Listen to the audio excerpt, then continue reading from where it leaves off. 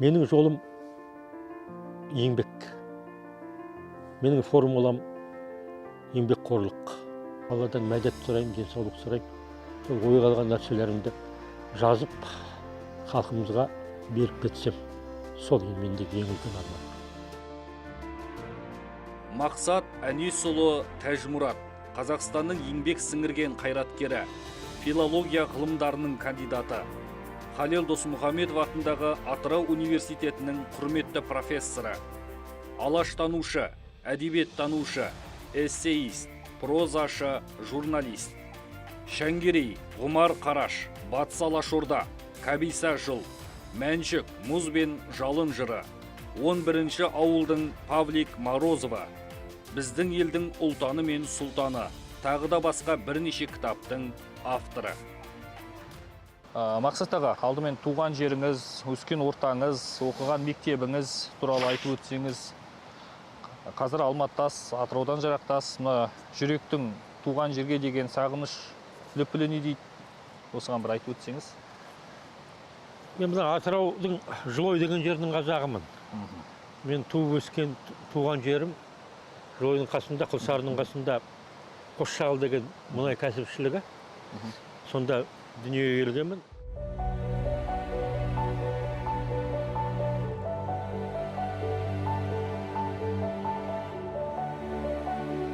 Содан мен бірінші сыныпты бітіргеннен кейін әкемізді Мақат ауданына жіберді. Сонда Қошқар дейтін кәсіпшілікті әкем менің электрик етті. Сол жерлерде мұнай өндірісін автоматтандыру ісіне. Соған байланысты біз көшіп келдік. 67 жылы Қосшағылда орысша мектепке барған бірінші класста. Кейін келсем, арнайы мектеп жоқ, орысша. Қазақ классының ішінде 4 класстық орысша екен. Соның екінші сыныбына бардым, екіні бітірдім, оқыдым. Екіні бітіргеннен кейін келесі жылғы оқу жылында жаңағы 4 орыс класс жабылып қалды. Бізге сабақ берген, жалғыз сабақ адам береді, Любовь Константиновна деген. Сол ішкі жақтан келген болу керек, Ресейден. Қысқасы қашып кетті. Бізге шыдамады ма, әлде Қошқардың табиғатына шыдамады ма, топырағына. Сонымен амал жоқ, қазақшаға ауыстық. Мен 5-ші сыныптан бастап жаза бастадым өзімнен өзім. Жазғым келіп, Қазақстан пионері газетіне. Алғашқы мақалаларым шықты. Сөйтіп мен 7-ші класста жүргенде Дүкенбай Досжанов марқұм ағамыздың Жібек жолы дейтін тарихи роман шықты. Соны алып оқып, қатты әсерленгенім сонша, сол кісінің ізіменен қалмақ қазақ шапқыншылығының тарихынан роман бастадым. Оны мынау 48 беттік қалың дәптер болады ғой. Соның ортасындағы скрепканы ашып тастаймын да, алып тастаймын да, ұзыннан екі жағын толтырып, екі бетін толтырып жазам. Сөйтіп 48 бетті толық жазып, былай оңды солды. Енді почти 100 бетке жақын бет астына бірінші бөлімнің соңы деп қол қойып қалған есімде. Менің негізгі балалық шағымнан естеліктерім осы. Одан кейін Мақатқа барып оқыдым. Қошқарда жүргендегі естеліктерімді Қошқармен қоштасу дейтін атпенен бір серия түрінде, топтама түрінде жаза бастадым. Оның алғашқы 3-еуі жарияланды. Дұрыс қарым-қатынас, Эйсебио орыс тілі сабағы деп аталады. Ары қарай жалғастырып, мен сол енді мемуар дейді ғой енді, өмірбаян. Сондай бір нәрсені жазғым келеді, бірақ оның өзін жай кәдімгі классикалық формада емес, эссе түрінде жазғым келеді. Шағын эсселер, өзімнің өмірім жайлы. Сіздің жазу жанрыңыз эссе. Тақырыпты, кейіпкерді қалай таңдайсыз? Эссе болғанда персоналистика дейді, жеке тұлғалар туралы жазам. Жаңа Қошқармен қоштасуым, өзімнің өмірім туралы. Негізінен сол жеке адамдар туралы көбірек жазам. Ондағы мақсатым менің жеке тұлғалардың өмірін айту арқылы заман туралы айту. Сол уақыт туралы зерттеу жүргізу. Сол заман жеке адамдар туралы заманның тынысын ашам, соны ашып отырып өзімді айтам. Жалпы жазушы біреу туралы жазған кезде алдымен өзін жазады. Мен де сондай, эссе деген жанр өзі сондай. Бұның ерекшелігі үлкен прозада, роман, повесттерде, әңгімелерде көркемдік шындық кейде ойдан шығарылады. Сосын бұларда әртүрлі стилизация дейді, жаңағы адамның өмірін, ішкі әлемін ашу, көп дауыстылық, полифония дейді, ой ағысы, поток сознания дейді. Сондай модернистік әдіс тәсілдер қолданылады. Ал эсседе олай емес. Бейнелеп айтқан кезде эссе жалғыз дауысты көкек сияқты. Көкек өзін бір ғана шақырады да тұрады ғой, өзінің атын. Сол сияқты болып тұрады. Менде сол эссенің негізгі міндеті авторлық позиция. Үлкен прозада, проза жанрларында автор сөйлеуі мүмкін, кейіпкерлер сөйлеуі мүмкін. Полилог, монолог, диалог, деталь. Бұл жерде эсседе автор өзі сөйлейді. Кейіпкер болып та сөйлейді, өзі болып та сөйлейді. Авторлық позиция алдыңғы орынға шығады. Ол өзінің позициясын автор әкеліп таңады. Үлкен прозада олай емес. Оқырман өзі оқып, оқығаннан кейін өзінің шешімін өзі қабылдайды. Жаңа шығарма жөнінде, кейіпкер жөніндегі. Ал автор да эсседе міндетті түрде оны иландыру керек. Оқырман да иландыру керек өзіңнің дұрыстығыңа. Шынайы, өте шынайы. Эсседе, эссеисте ешқандай бүкпе болмау керек. До конца өзіңнің де кейде жерлеп тастайсың. Өзіңді сынайсың, мінейсің. Самоирония дейді, өзіңді өзің кереке әжуаға айналдыратын жерлерің болады. Сөйтіп отырып өзіңнің пікіріңді еріксізден оқырманға таңасың. Міне, нағыз шын эссе сондай болу керек. Менің жазушылық кредом өмірден ғана алып жазу, иә? Өзіңіз айтқандай. Демек, шығармаңызда ешқандай қиял қоспайсыз, солай ғой? Эссенің заңдылығы сондай. Қиял болады, домыслды жеткізіп айтулар. Бірақ бәрібір тек қана өмірден алынған нәрсе. Себебі өмірде бар адам туралы жазып отырсың ғой сен. Болған адам туралы. Екі тілде жазасыз. Бұл қабілет пе, әлде шеберлік пе? Оны таппасып айта алмаймын. Қабілет пе, шеберлік пе? Мен жаңа айтып отқан мектепте 2 класс оқығаным сол жетіп болды ғой деймін менің орысша жазуыма. Жалпы ғажап нәрсе, мына біздің алаш қайраткерлері Ахметтен бастап барлығы. Баланы бастауыш мектепте 4-ші классқа дейін қазақша ана тілінде оқытыңдар деп зар қақсайтыны рас екен. Егер алғашқы 4 жылда фундаменттің негізің қай тілде қаланады, сен сол тілдің адамы болып қалады екенсің. Қазақша қаланса 4 жылға дейін оқысың. Ары қарай француз жоққа, орыс жоққа, неміс жоққа, ағылшын жоққа бәрібір сен базаңды қазақ болып қаласың. Ана тілінен жерінбейсің. Ал егер олай болмайтын болса, онда өздеріңе құрт түсіп қалады екен. Сен сол тілдің бәрібір құлы болады екенсің, сол жаңа өзің екінші тіл сен үшін. Ана тілінен жерінесің. Мен соны ұқтым. Мені Құдай қақты. Любовь Константиновнаның Қошқардан қашып кеткен маған ойдай пайда алып келді. Соның арқасында мен қазір ана тілімде де жазам, орысша да жазам. Орысша жазған кезде мен ұлттық қазақ екендігім бәрі сезіліп тұратын болу керек деп ойлаймын. Енді қазақша ойлайтын бар, кейде тез жазған кезде орысша ойлап жазам, бірақ бәрібір менің түс қазақ екендігім орысша жазғандардан көрініп бояуы шығып тұрады. Бұл өте жақсы нәрсе. Мақсат аға, сіздің шығармаларыңыз үлкен шығармашылық ізденіспен зерттеліп барып, оқырманына жол тартады. Ылғи кесек дүниелер жазу оңай емес шығар. Әрине, арасында шаршайсың. Кейде біздің қаламгерлердің арасында бір жазылмаған заң бар, жанр ауысып тұратын дейді. Мәселен, кейде қолынан ақындығы бар адамдар өлең жазып кетеді, қара сөздің араластырып. Немесе қара сөз жазып отырып, өлең жазып кетеді, немесе қара сөз жазып кетеді, немесе прозаға баратындар да бар. Осы жағынан келген кезде арасында жанр ауыстырып тұрам. Енді эссе дегенмен, эссе мен прозаның арасы алыс емес онша. Егер шын шебер эссеист болатын болса, көркем прозаға да еркін бола алады. Мәселен, әлем әдебиетіне мысалы келтіретін болсақ, Вальтер Скоттты біз тарихи романдардың классигі деп танимыз ғой. Айвенго шығармасы бар. Тарих. Негізінде ол бастағанда эссе жазып бастаған. Өзінің елінде үлкен эссеист ретінде танылған. Сол сияқты Стендаль, француз жазушысы. Ол да біз атақты «Қызыл мен қара» дейтін бестселлердің авторы ретінде қабылдаймыз романның. ең бірінші эссеист болып бастаған. Мәселен, оның Бальзак туралы үлкен қалың кітабы бар, эссе кітап. Соған қарап отырсаң, таза эссейші екендігін көресің. Сондықтан олар аралары өте жақын. Бірақ көбінесе эсседен прозаға барады. Прозадан эссеға келмейді. Енді бар прозаиктер жазғанда, жаңағы эссе жазатында, бірақ негізінен жақсы талантты эссешілер прозаик болып кететін сияқты.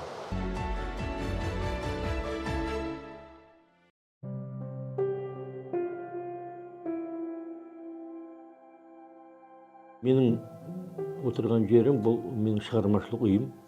Алматының түбінде 30 шақырым жерде Қаскелең дейтін қала бар. Осыдан 20 жылдың үстіне шықты. Жеңгелерім қаладағы үйде тұрады. Мен өзім осы жерде. Шыбын ұшатын болса, өзі маған қазір кедергі келтіреді, ойым бөлінетін болды. Сондай абсолютті тыныштықта жазғанды Шәкәрімнің Сары Ораз сияқты, Толстойдың Ясная Полянасы сияқты, бірақ бұл мен өмірден, қоғамнан қол үзіп кетті деген сөз емес. Кәдімгідей Лев Толстой сияқты, Шәкәрім сияқты, бірақ кейде арасында осылай кетіп, Шәңгерей сияқты өзімен өзім болып жүремін. Қоғамда елдің ішінде отырып та жалғыз қалатын адамдар болады. Ал енді жалғыз өмір сүріп та көппен бірге бола беретін адамдар болады. Біз сол жазушылардың сортынанбыз. Жазушының өзі өмірінде жазу әдісі, жазу құралдары дейтін нәрсе болады. Бұл өзі ажырамас, ажырағысыз бөлігі жазу процесіндегі. Мына жатқан, жайрап жатқан деп ойлап қалуы мүмкін, бірақ бұл жерде бір әлгі творческий беспорядок дейді ғой, сондай болуы мүмкін, бірақ ар қағаз осы жерде тәртіп бар, әрқайсысы өзінің орнында тұр. Керек кезінде барып алып пайдаланам, сосын жинап қоям. Өзіммен қолмен жазатын адамдарға тән тірлік. Жазып отқан кезде менің өзіме тән нәрсе сол бір кеңістік керек. Сол кеңістікке шығып аттың басын қоя берсем, сол кезде ғана менің. Ал мына компьютерге теретін болсам, жаңағы ойым аңық, айқын болмай қалатын сияқты болып көрінеді тұрады. Бұл өзі көптеген жазушылардың басында бар, соның ішінде біздің аға буын жазушылардың ішінде нағыз әдебиеттің көрігінен өткен адамдарда бар нәрсе. Себебі мынау жазған кезде жаңағы қаламның сықырын, параққа түскен жазудың дыбысын, соны көріп отырып, қаламның ұшынан жаңағы сөздің қалай шығып жатқанын сезініп отыру керек. Мықты еркектің соңында, артында әйел адам тұрады дейді ғой. Оның тарихта өте мысалдар көп. Соның да әсері болған болу керек. Адам үйленіп, жан-жағына қарап, бір жауапкершілік пайда болғаннан кейін бекен ертең отбасын асырауым керек, балалар болады деген бекен 3-ші курстан бастап көп жаза бастадым. Соның ішінде Социалист Қазақстан дейтін газет, қазіргі Егемен Қазақстан, орталық партия комитетінің органы, ту десе түкірігі жерге түспейді. Соған жазып, мақалаларын бірдеңесімен ұнадым екен. Сонда жүрген Совет құрылысы бөлімінің меңгерушісі Сауытбек Абдрахманов деген ағамыз сол жұмысқа шақырды. Мемлекеттік комиссия бұл кезде распределение дейді, бөлетін әр газетке. Облыстарға жібереді, аудандыққа жібереді, республикалық газеттерге жібереді. Негізінен сол облыстарға жіберетін. Бірақ маған ходатайство дейді, хат келіп университетке Сарбас Ақтаевтың қолыменен. Сосын тағы бір жігіт келді. Сосын екеуміз таластық қысқасы. Бір орын Егемен Қазақстан, Социалист Қазақстан. Содан кейін ол жігіт өтіп кетті. Марқұм болып кетті ол жігіт. Мен өте алмай қалдым. Содан кейін жұмыс іздеп, не істеймін енді, қайда барам? Анда бардым, мұнда бардым. Әйтеуір Фариза апай, оңғарсын ол кезде Пионер журналының редакторы, мені отпусқа кеткен біреудің орнына уақытша алды. Бір айда жұмыс істедім, ол уақыт бітті, срок кейін тағы не істеймін деп отырған кезде Ақселеу Сейдімбеков ағам Социалист Қазақстанның мәдениет бөлімінен білім және журналының бас редакторы болып келіп жатқан. Сол шақырды, мақалаларымды алып келші деді. Алып келдім, сосын қарап, мен сені алам жұмысқа. Менің үстімнен енді комсомолдың орталық комитетіне қарайды. Үстімнен арыздар бар батыр, бірақ мен сені алам деді. Алды, бір жылдай былай қарағанда Ақаңның сүргісінен өттім. Сол жерде әдеби қызметкер ретінде. Содан кейін бір жылдан кейін Сауытбек ағам орын босады, келесің бе деді, барайын дедім. Бардым, бір жылдан кейін маған пәтер берді. ол кезде социалист Қазақстан партияның органы болғасын пәтерді тез беретін. Бір жылдан кейін алу ол кезде рекорд болатын, пәтер алу Алматыдан. 2 бөлмелі пәтер берді. Сонда қарап отырсам, айтайын дегенім, негізінен жаңағы Ақаңда, Сауытбек ағамызда, жаңағы Сарбас Ақтаевта біздің батыс мен шыққан өңірге ешқандай қатысы жоқ адамдар. Біреуі жаңағы оңтүстік күнгейден, біреуі солтүстіктен, біреуі орталық Қазақстаннан деген сияқты. Бірақ солар жаңағы мен кейде айтамыз ғой, ру, жүз, трайбализм дейді ғой. Менің ойымша оның барлығы көтермелеп қосып айтылатын сөздер. Нағыз талантты мен басқа саланы айта алмаймын. Өзім жүргізген саланы айтатын болсаң, нағыз талантты, қабілетті болатын болсаң, сені басқа кез келген талантты адам сені бәрібір танып, қолдау көрсетеді екен. Оған мысал біздің өмірімізде толып жатыр. Міне сондай бір жақсы ағаларым қасында мен қазанында қайнап, журналистикада шыңдалдым. Мыңда бір рахмет сол кісілерге. Жалын журналында Мереке ағамның қарамағында жұмыс жасадым, Құлкенов. Сонда жауапты хатшы ретінде шақырды мені. Бас редакторы ол кезде Мұхтар Шаханов еді. Орталық комсомол комитетінің баспасөз секторына меңгеруші қылып жіберді мені. Ол аппараттың көрігінен өтті біраз. Содан кейін барып мен ғылымға ойыса бастадым. Казгуге барып сабақ бердім. Мен Зекеңнің қарамағында жұмыс жасадым. Зейнолла Қабдолов ағамыздың кафедрасында аға оқытушы болдым, доцент болдым. Сонда кандидат диссертациямды қорғадым. Ғылымға аяқ басуым сол кезден басталады. Одан кейін журналистикадан тастаған жоқпын. 2006 жылы Рахымжан Отарбаев ағамыз звондап, сен Қазақ әдебиеті газетіне бас редактордың орынбасары болып барасың ба деді.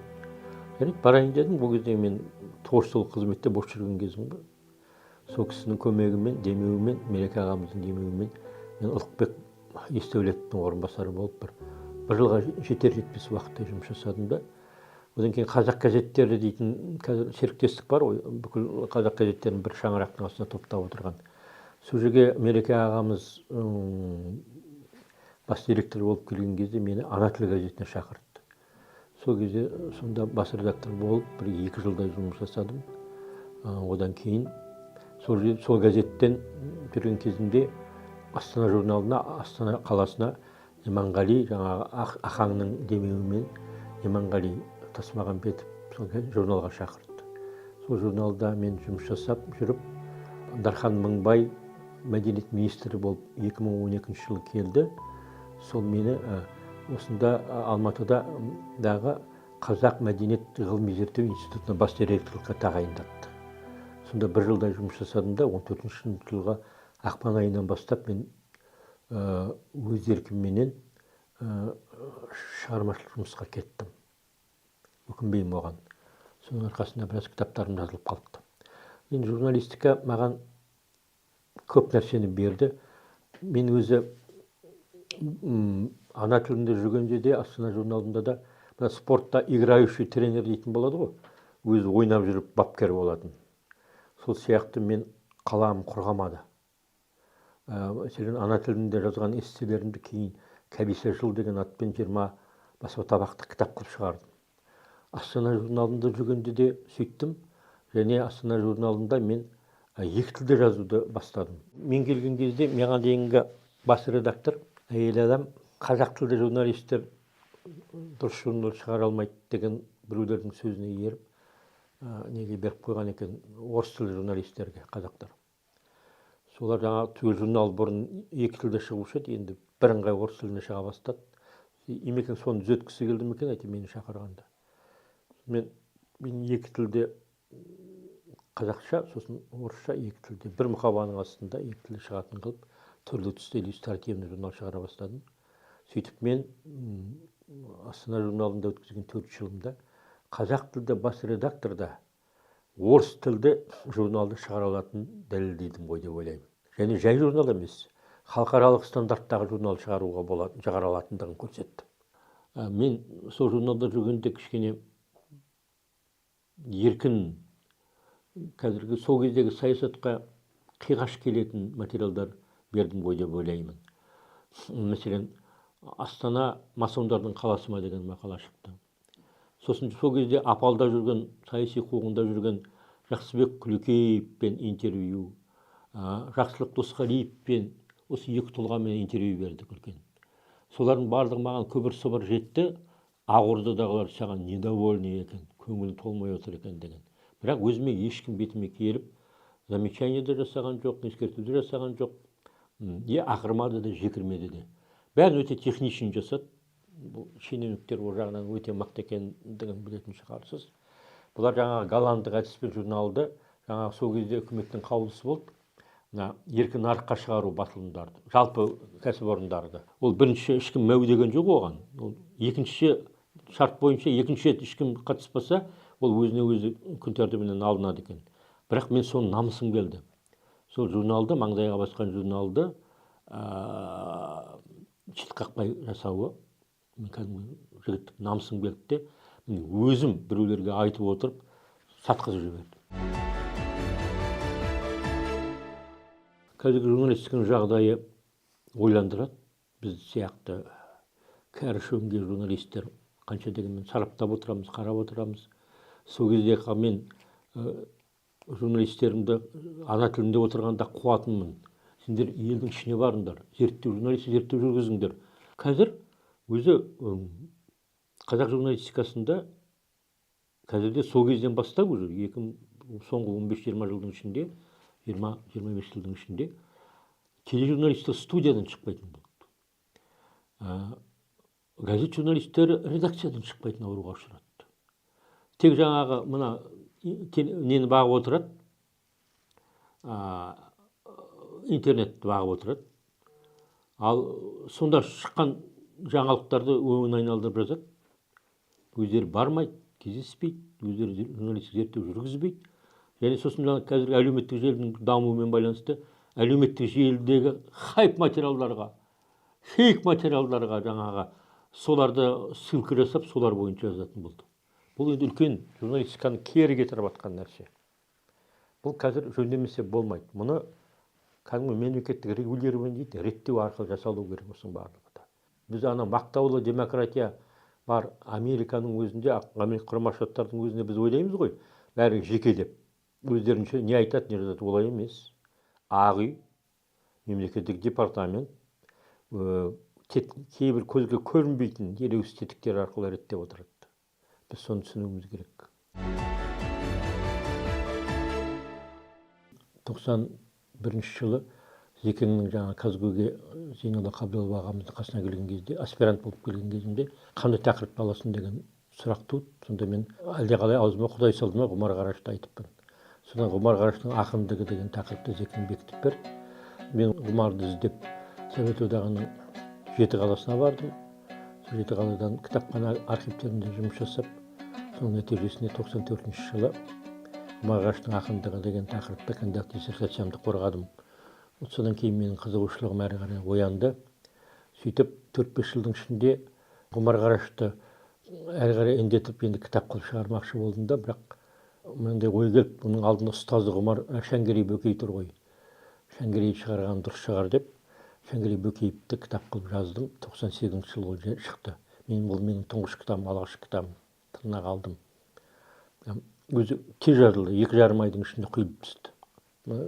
Үлкен кітап, едәуір көлемді кітап қой енді. Сол 2,5 ішінде. Бұл енді қалай деуге болады? Бұл эссе кітап, эссенің ішінде мынау инфороман дейтін, дәйектеме роман дейтін түрі болады. Бір адамның тағдырлы тұлғаның бір өмір hayatı, өмір баяны.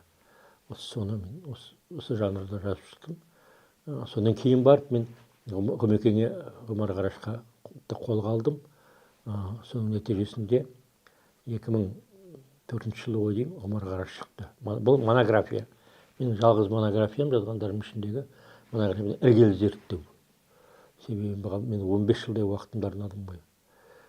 Сол аралықта марқұм Ғарифолла Әнес маған сол ұсыныспен шықты. Батыс Қазақстан деген энциклопедия шығайын деп жатыр. Соған мақалалар жазып берсең, персоналия дейді, жаңағы не бойынша, алаш дефинициясы бойынша кімдер қатысқандығын, Батыс Алашордадан қайраткерлер туралы деп.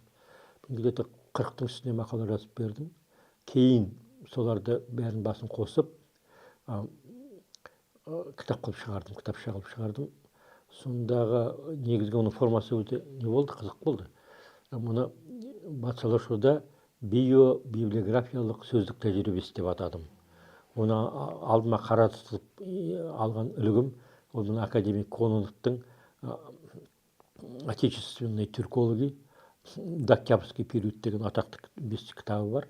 Сол ізімен алдым. Яғни персоналидің ішінде жаңағы белгілі бір тұлға, бұл туралы мәліметтер келтірілді. Соңында толық сол туралы жаңа пайдаланған әдебиеттерді келтіріледі. Үлкен сұранысқа ие болды, себебі мынау әсіресе тарихшы мұғалімдер, оқытушылар, тарихшы мамандар тарапынан үлкен сұранысқа ие. Қазір ол библиографиялық бір сирек кездесетін кітапқа айналып кетті. Байқасаңыз, мен сатылап келе жатырмын. Шәңгерей, Омар, Батыс алашорда кітабы, сөздік кітабы. Одан кейін мен 30-40 жылдардағы алашордашыларға көше бастадым. Хронология бойынша жаңағы. Олардың жалғасы. Соның ішінде мен мынау 44 жылы Атырауға десант болып түскен вермахттың неміс обер-лейтенанты Әлихан Ағаев деген атпен түскен Әмірхан Тылмағанбетов деген кісінің өмір жолын зерттеуге көштім. Оның отряды сол түскен батальон, Алаш батальон деп аталған. Соның өмірін зерттедім. Алдағы уақытта шығады, Алла қаласа. Сонда былай қарасаңыз, бұл енді тетралогия, 4 кітаптан тұратын бір желілеп жазылған кітаптар болып шығады екен. Яғни бұл жердегі негізгі концепт алаш қозғалысында еш уақытта үзіліс болмаған. Ол сол жаңағы 19 ғасырдың, 20 ғасырдың басынан басталып, кешегі мынау Мұрат Әуезовтер құрған жас тұлпарларға дейін келген.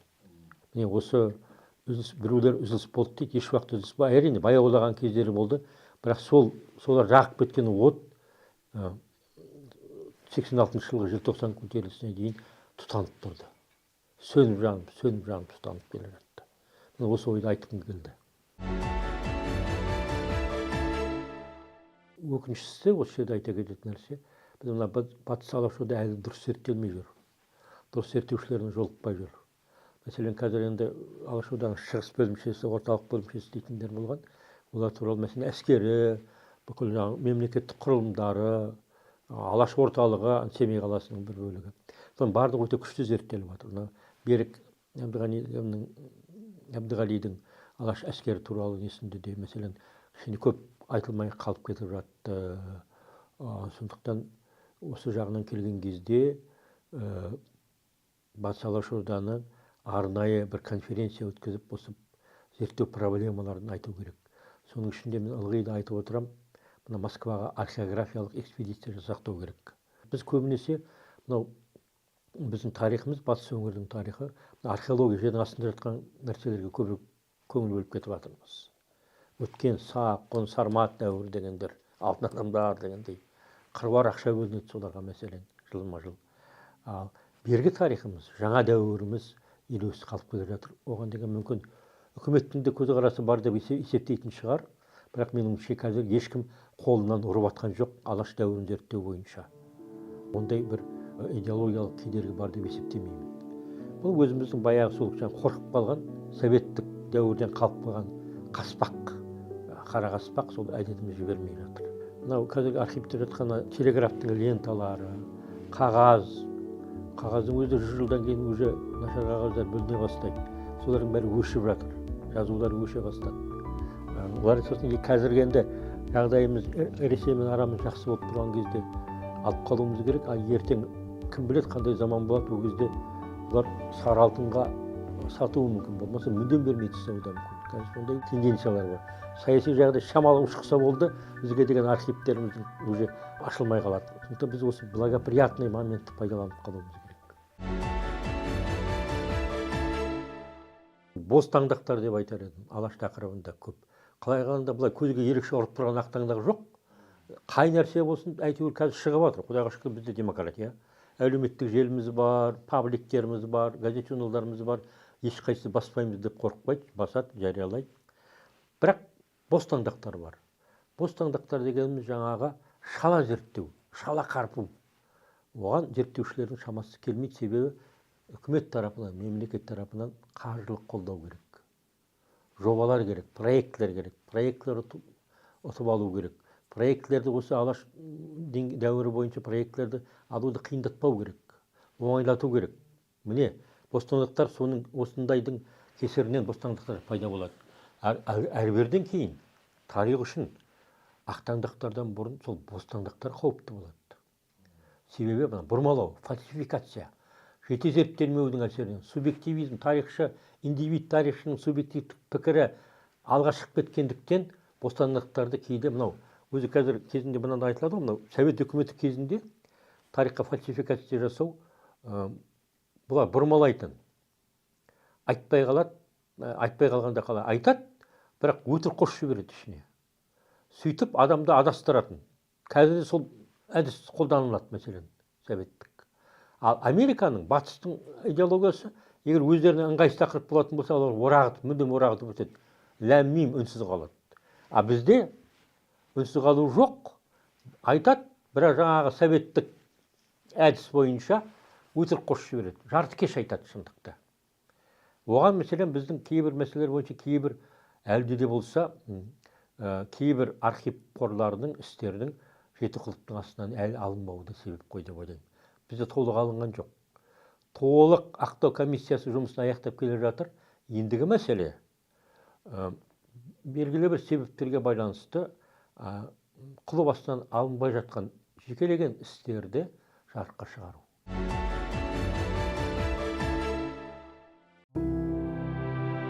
Мәншүк апамыздың тақырыбыменен сол 1986 жылдан бастап сол жылы мен Оралға барғам.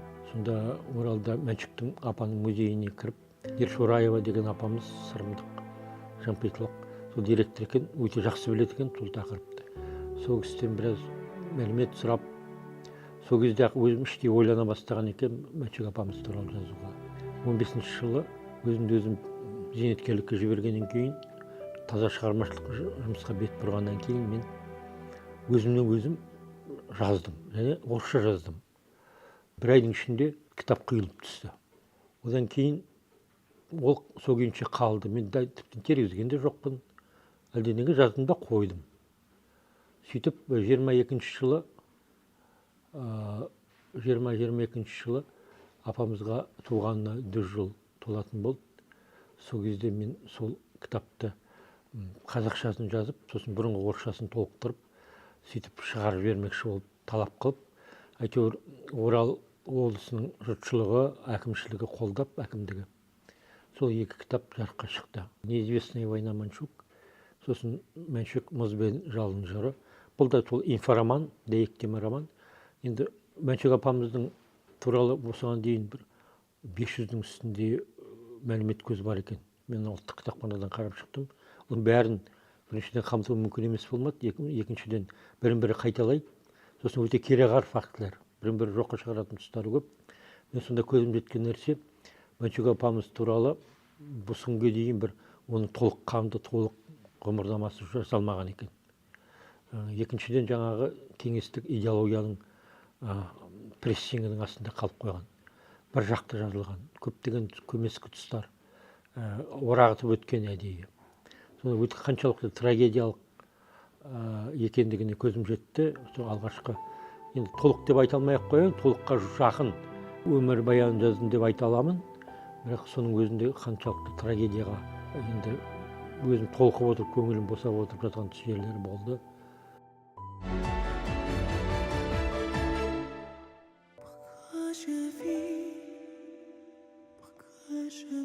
Енді Димашқа келейік. Димаш 17 жылы ең бірінші Қытайда Чанша қаласында жарқ етіп сахнаға шыққан кезде ел дүрлігіп, бүкіл дүниежүзінің жартысы шулап сөйтіп жатқан кезде бір күні мен осы Қаскелеңдегі үйімде, шығармашылық үйімде жазып жатқам бір нәрселерімді. Сонда кім келді? Қызым Малика келіп, папа ноутбугі бар, Димаш деген Қытайды қазір табындырып жатыр ғой дүниежүзіне. Естіген жоқпын, білмейді екенмін, ондай не бар екен, әнші екен. Мен ашып көрсеттім ноутбуктың, ол 9-шы, 10-шы эпизодқа көшіп жатқан кезде екен. Бірінші эпизодтан сол 9-ға дейін, 10-ға дейін бәрін қарап шықтым. Сосын қызым айтыппын ғой өзім, мен бұл жігіт туралы жазуым керек деп. сол уәдеме тұрмақшы болып кірісіп кеттім. 17 жылдың сол августінде Димаш уже майдың аяғында аяқтады ғой өзінің турнесін ол жақтағы. Сөйтіп августта кірісіп кеттім, материалдар жинауға 2 ай кетті.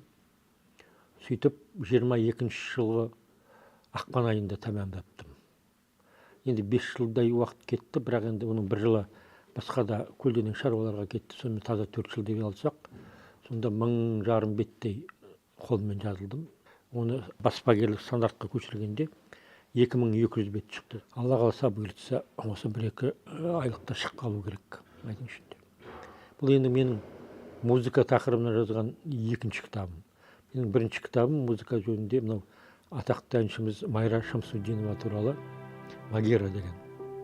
Песня пламени льда деп аталады. Шағын кітапша, бірақ сол Майра туралы да сол ең толыққанды өмірбаян деп айтуға болатын шығар. Сол туралы оны да орысша жаздым да, сосын 2-ші кітабым осы Димаш музыка жөнінде.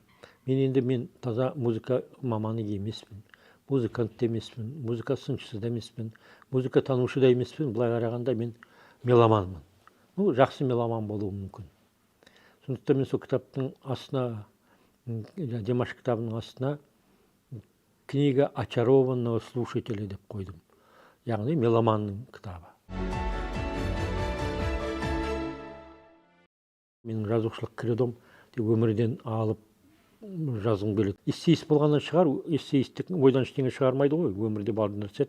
Мен де сол прозаға осындай эссеист ретінде келген сияқтымын. Бірақ енді мен түйдеп айтқанмен кейін ойландым. Жалпы қазір мына бөлменің ішінде миллион түрлі сәуле тұрады, жарық бар. Бұны біз көрмейміз, бұны художниктер, сөйлеушілердің өзі көреді. Жай адам көрмейді оны, олар айырады. Сол сияқты прозаиттың да көзі өмірде қараған бақылаған кезде 1000 түрлі сан сәулелерді, өмір тек қана ақ пен қарадан тұрмайтындығын, ара-дара тағы да жарықта сәулелер болатындығын, өмір сонысымен мықты, сонысымен күрделі, сонысымен қызықты екендігін ажырату керек. И сосын халыққа не керек, оқырманға не керек, адам жағын қалай зерттеу керек, ішкі дүниесін. Сол жаңа сәулелер арқылы зерттелу керек, мыңдаған, миллиондаған. Сол сияқты әдебиетте сондай. Бұл тек қана өмірден алынған нәрседен тұрмайды. Кейде қиялдың күшіменен адамның, жазушының өзінің, автордың өзінің өмірдегі көптеген жағдаяттардың басын қосып, өмірдің шындығын кітап шындығына аудару. Бұл екі нәрсе. Кітап шындығы бұл, өмірдің шындығы бар. Сол кездегі трансформация. Сол кезде тақырыптардың алуандығы, өмірдің жаңағы мыңдаған, миллиондаған жарықтан тұратын сияқты, өмірдің сол сияқты мына батыстың әдебиетін қарап отырсаңыз, шынында да оларда интеллектуалдық проза деген өте дамыған. Оның бір саласы психологиялық проза. Оның тағы бір саласы қиял ғажайып тылсым әлемменен астасып жататын, ғайып әлеммен астасып жататын фэнтези жанрлы шығармалар. Адамда ситуацияда мұның мінезі ашылатын детектив жанрлар, характерлер ашылатын. Осылардың барлығы да мына қазіргі озық батыс әдебиетінің, әлемдік әдебиеттің палитрасын құрайды. Бізге де қазақ әдебиет жазушыларына осы алдымыздан ашылған үлкен қақпа, есікке кіріп, осындай сан салалы, сан жанрлы әдебиетті қозуымыз керек. Мен ойлаймын, мен де кейін осы Павлик Морозов шыққаннан кейін ойладым, мәселе интеллектуалдық прозаға баруымыз керек ау. Қаламгерді үстелдің басына осындай заманның талабы отырғызады, ыза отырғызады, ыждағат отырғызады. Осылай іспен көрсетсем деген талап тілек отырғызады. Мен бір нәрсені әдейі тақырып қылып таппаймын. Бірақ сол бір ызыңдап, алыстан зуылы болып келіп, құлағым тыңда ызыңдап, миымды шарбылай шырмап тұра береді. Уже білем, бұл тақырып мені уже алаңдатты. Содан кейін бар уже сол тақырыпқа байланысты деректерді жайлап, жинай берем, кусок-кусогымен, кесек-кесегіменен, парақ-парағыменен, тілім-тілім қағаздарға жазып, папка арнаймын, сол папкаға түсе береді. Бұнда жылдар бойы, бірнеше жыл бойы түсім, 10 жыл бойы түсуі де мүмкін. Сөйтіп, бір мезгілде өзіне өзі, әлгі адамның санасы, мүтағаласы ашылады дейді. Жарқ етіп бір алыстан бірдеңе түсетті миыма, уже стол басына отырғыза жетелеп алып келеді. Яғни уже материал толық жеткілікті болды деген сөз. Немесе сол сол адамның сол тұлға туралы соның юбилейі немесе басқа бір айтулы датасы болуы мүмкін. Немесе көпшіліктің сұранымы болуы мүмкін. Сондай бір нәрсе фактор жетелеп алып келеді де и жазуға отырасың.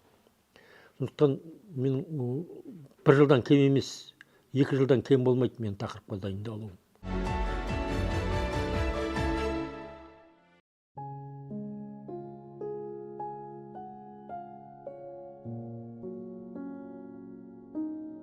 Жазушылар одағына неге мүше емессіз, бәленбай кітап жазып шығардыңыз деген сұрақ жиі қойылады. Мен сонда бір айтатын жауабым бар. Біз негізі жазушылар одағына мүше болу керек. Мәселен, маған Қазақстанның еңбек сіңірген қайраткері атағы биыл жазда журналистика үшін берілді. Эссеистика үшін немесе проза үшін берілген жоқ. Мен сол тұрғыдан келгенде, мен әрине одаққа мүше болуға бір жағынан қақылымын деп ойлаймын, бір жағынан қақылым жоқ. Себебі мен таза эссе жазам ғой. Ал эссе жазған адамның әрине өтіп жатқандар бар эссеменен, деректі прозамен. Бізде анау жазушылар одағында деректі проза секциясына енгізіп қойған эссені. Негізі ол прозаға жатады ғой енді. Мен өзімнің қолдан жасап алған кісі өлтіретін бір философиям бар. Мен жерде, жазушылар одақты да, жалпы мүшелікті де, жалпы әдеби сыйлық, атақ, ізет, үрмет дегенді сұрамаймын. Бірақ өздері беріп атса, бас тартпаймын. Еңбегімді ескеріп. Сол сияқты егер өтудің сәті түсіп атса, әрине уақыт келгенде өтеріміз одаққа. Мынау ұрпақтар сабақтастығы дейді ғой, ұрпақ ауысқан кезде біз өте бір сәтті ауысты деп айта алмаймын. Біз кезіндегі, мына совет кезінде қол жеткен дәстүрлі реалистік прозамыздан, реалистік жалпы поэзиямыздан олар кенеттен үлкейіп қалды да, сол буын арасында жалғастық болмай қалды.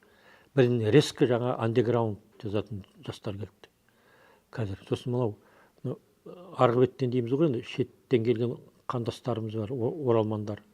Солар келді, олар басқа менталитетпен келді, басқа олардың өрісі, оқуы, тоқуы басқа болып келді. Сондықтан сол резко бір толқын келді да, қазақ әдебиеті қазір бірден басқа бір өң алып кетті. Өзінің жаңағы бұрынғы әдемі модернистік, реалистік, модернистік дәстүрлерінен қожазыңқырап, бірден постмодернизмге бірден секіріп кетті. Бірте жүзеге асу керек еді. Мына алда өткен саяси жүйе 30 жылдық бізді бұл жағынан да қамтамасыз ете алмай қалды. Сондықтан қазақ әдебиеті осындай бірден жаңағы арбадан ұшаққа ауысып мінгендей күйде қалдық. Мәселен, қазіргі жастар ол кездегідей Сайын Мұратбеков сияқты мәселен жаза алмайды. Неге? Себебі тіл басқа, стиль басқа, ойлау жүйе екі басқа дүние болып көрінеді маған. Ал қазіргілердікі керісінше мүкіс, әйтеуір құм жегенде құм оқып оқимын өзім. Екіншіден бір аударма оқып жатқан сияқты әсер береді. Тілінен, стилінен бастап, жаңа оқиға сюжеттеріне дейін. Как будто бұрын бір жерде қазір интернет кеңістігінде өріп жүрген бір нәрселердің басын құрап, бізге ұсынам екен андеграунд түрінде. Әйтеуір қалай болғанда да мен тұшынбаймын. Не екенін білмеймін. Тек бір-екі ғана соңғы жастар әдебиетінен бір-екі ғана дүние көңіліме қонды, қалғандарын түсініп оқи алмадым. Менің жолым еңбек. Менің формулам еңбекқорлық. Егер адам Алла тағала өзінің бойына өзіне берген қабілет, қарымды, талантты қадірлеп ұстап, соны өсіріп, жетілдіріп, пайдаланбайтын болса, Алла тағала оны қайтып алады екен. Қайтып алғаннан кейін оның ар жағында оның сұрауы болады деген сөз бақи дүниеде. Менің қорқатыным сол. Көп адамдар депрессия дейді ғой, жан күйзелісіне түсіп жатады. Менің ойымша, адамды жан күйзелісіне осыған дейін мен жан күйзелісіне, депрессия, апатия дейтін амал болып жүрсем, осы еңбектің арқасында. Еңбек етуім, жазуымның арқасында, қолымда қаламмен. Айтпесе мен баяғыда сондай нәрселерге кіріп кететін жағдайлар болды ғой. Соның барлығынан аман сақтап жатыр. Сондықтан менің әр күнім тек жұмыспен өтеді. Жұмыспен, жазуменен, оқуменен, оның қалды өмірді зерттеуменен, бақылауменен өтеді. Міне сол нәрсе менің ойымша әр адам осындай ұстанымды ұстанатын болса, еңбек ететін болса, құр жүрмейтін болса, іссіз жүрмейтін болса сол екен. Екіншіден үлкен нәрсе мына сөз бен істің арасында алшақтықтың болмауы. Менің ойымша адам сөзбен емес, ісімен көрсету керек. Ісімен үлгі салу керек. Өрнек салу керек, үлгі шашу керек. Өмір мені бір үлкен нәрсеге үйретті. Мен өзім өмірде бұрын басасау болдым. Мінезім жібектей болған жоқ, жұмсартып айтқанда. Бірақ өмір мені бір нәрсеге үйретті. Басасаулықпен ештеңе бітірмейді екенсің. Кейде сенікі дұрыс болып тұратын болса да, бірақ кіді, шая мінезіңе көрсеткеннен кейін міндетті түрде сенікі дұрыс емес болып шығады екен. Бұл үлкен нәрсе. Екіншіден, мен өзі кішкентайымнан, өзі жаратылысымнан ұяңдау адаммын дедім ғой. Алшақтық, томаға тұйықтық маған тән болды. Соның кесірінен мен біреулермен танысып, достасып тұрып, адамдармен сол достықты әрі қарай ілгері алып бара алмайды екенмін. Хабарласпай кетем, мен хабарласпасын, ол хабарласпайды, ол хабарласса мен алмай қоям. Сонымен жайлап жаңа таныстығымыз достыққа ұласпай, достығымыздың өзі әрі қарай ұласпай орта жолдан үзіліп қалып отырды. Дұрыс қарым-қатынас жасау өмірде үлкен өнер екен. Соны жүзеге асырып жүрген жігіттерге кейде қара тәжірибесіне қарап отырып, мен тәнті боламын. Міндетті түрде туған күнінен хабарласады, мен өзіме мәселен. Міндетті түрде бір қуанышыма ортақтасады, бөліседі қуанышымды, қайғымды бөліседі, қуанышыма ортақтасады. Болмаса әйтеуір аға деп звондап, халімді сұрайды, іні деп звондап, жағдайымды біледі. Ал мен де сондай бір кіші деп, кішінің халін сұрау, үлкен деп, үлкенге сәлем беру жағы жетіспей жатады. Бұл үлкен кемшілік деп ойлаймын. Дұрыс қарым-қатынас жасау керек өмірде. Мені өмір осы жасымда соған үйретті. Өкініш болады ғой адамда, қалай болғанда да. Өкініш болады, өкініш әке-шешеме өздерінің көзі тірісінде бір жеткілікті көңіл бөле алмадым ғой деп ойладым. Неге қолыма ала алмадым? Мен жасым кіші ғой, үйдегі ең кенжесі едім, кенже бала, қазақтың ғұрпынша. Соны ала алмадым, алыс кеттім. Ол кісілер бері келгісі келмеді. Бірақ соның өзінде де кейде ұзақ жылдар, ұзақ уақыт хабарласпай қалатын кезім болды. Жұмыс дейсің, отбасы дейсің, тағы да басқа қарайған шаруалармен жүресің.